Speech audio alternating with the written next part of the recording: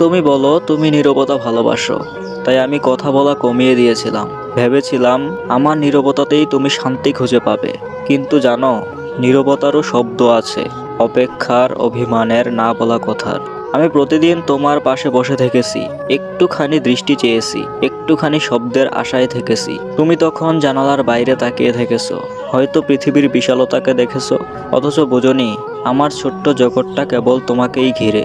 একদিন হঠাৎ তুমি বললে, তুমি তো অনেক চুপচাপ হয়ে গেছো। তখন মনে হলো নীরবতা ভালোবাসা মানুষটা হয়তো আমার এই নীরবতাকেই বুঝতে পারেনি। আমি হাসলাম, কিছু বললাম না, শুধু মনে মনে বললাম, তুমি নীরবতা ভালোবাসো, আর আমি ভালোবেসেছি সেই নীরবতার মধ্যের তোমাকে। তাই আজও আমি চুপচাপ, তোমার মতোই নীরবতার মধ্যেই হারিয়ে যাই, কিন্তু তোমাকে ভুলে যাই না।